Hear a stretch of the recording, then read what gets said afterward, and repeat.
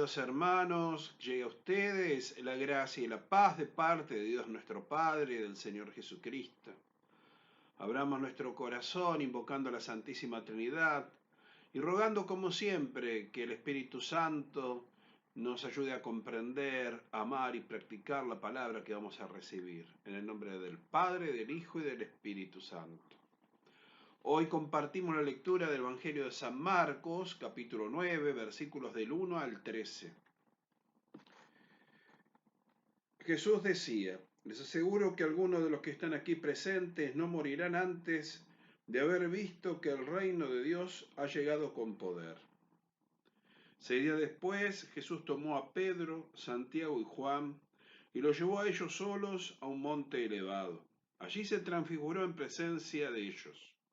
Sus vestiduras se volvieron resplandecientes, tan blancas como nadie en el mundo podía blanquearlas. Y se les aparecieron Elías y Moisés conversando con Jesús. Pedro dijo a Jesús: Maestro, qué bien estamos aquí. Hagamos 3 carpas, una para ti, otra para Moisés y otra para Elías. Pedro no sabía qué decir porque estaban llenos de temor. Entonces una nube los cubrió con su sombra y salió de ella una voz: Este es mi hijo muy querido, escúchanlo. De pronto miraron a su alrededor y no vieron a nadie, sino a Jesús solo con ellos. Mientras bajaban del monte, Jesús les prohibió contar lo que habían visto hasta que el Hijo del Hombre resucitara de entre los muertos. Ellos cumplieron esta orden, pero se preguntaban qué significaría resucitar de entre los muertos. Palabra del Señor. Gloria a ti, Señor Jesús. Acabamos de leer el Evangelio de la Transfiguración. Para comprenderlo un poquito mejor, quizás es bueno que repasemos algunos aspectos de la teología de San Marcos. Vamos a leer cómo comienza y cómo termina el Evangelio. En el capítulo 1, versículo 1, leemos: Comienzo de la buena noticia de Jesús, Mesías, Hijo de Dios. Jesús es Mesías, pero no como se imaginaban los judíos, no como lo esperaban Pedro, Santiago y Juan y los demás apóstoles, como un guerrero, descendiente de David, que iba a llevar a Israel al culmen de las naciones. Jesús se presenta de otra manera. Su camino de salvación va por otro lado. Por eso, en la primera parte del Evangelio, la gente se pregunta quién es Él. Y la respuesta la encontramos en la profesión de fe de Pedro: tú eres el Mesías. Pero Pedro lo dice de una manera que no es la correcta. Lo descubrimos cuando rechaza el camino de la cruz, como lo meditamos el otro día. Por eso va a partir de ahí a comenzar la segunda parte del Evangelio. Jesús es Mesías al estilo del proyecto del Padre. Jesús se revela como Mesías, Hijo de Dios. Así culmina el Evangelio cuando Jesús crucificado es contemplado por el centurión, que exclama: verdaderamente este hombre era Hijo de Dios.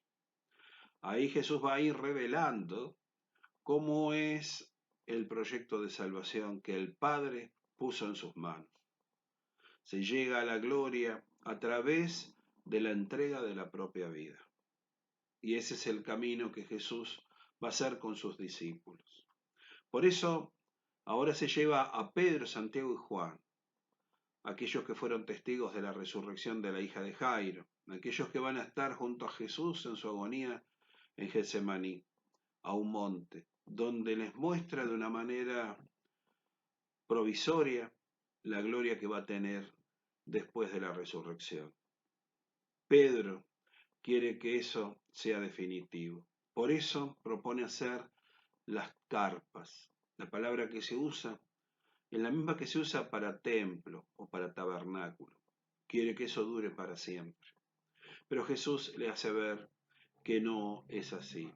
Durante esta vida no se llega a lo definitivo. Lo definitivo está en el cielo. Por eso, frente a la sorpresa de Pedro y de los demás discípulos, aparece la revelación del Padre, que desde la nube dice: Este es mi Hijo muy querido, escúchenlo. Lo que el Padre le dijo a Jesús solo en el bautismo ahora, se lo dice a los discípulos. Y agrega este mandato: hay que escuchar a Jesús. Para cumplir la voluntad del Padre hay que escuchar a Jesús. Para encontrar la gloria hay que escuchar a Jesús. Para vivir como hijos de Dios hay que escuchar a Jesús. De ahí que Jesús baja con los discípulos y les dice que todavía no hablen de lo que han visto hasta después de la resurrección. Jesús es Dios hecho hombre. Esto lo sabemos, lo decimos muy rápidamente, lo enseñamos muchas veces. Pero ¿qué significa esto? Dios se hizo tan hombre que nos cuesta descubrirlo en Cristo, en ese Cristo sufriente. Dios se hizo tan hombre que nos cuesta descubrirlo en nuestro prójimo, especialmente en aquel que es descartado por la sociedad. Dios se hizo tan hombre que a veces nos cuesta descubrirlo en nosotros mismos. Debemos hacer silencio, debemos escuchar a Jesús que nos habla, que se va revelando a través de la palabra, de la enseñanza de la iglesia, a través de los acontecimientos de la vida. Solo así, después de que hagamos esta entrega de nuestra vida en la humilde escucha de la palabra de Jesús, vamos a poder decir algo de Él a nuestros hermanos. Se llega a la gloria a través de la entrega de la propia vida. Este es el mensaje que nos da San Marcos a los hombres de hoy. Aquel mensaje que San Marcos predicó a su comunidad de Roma en los momentos de la persecución. También es válido para nosotros y para todos los hombres hasta el fin de los tiempos.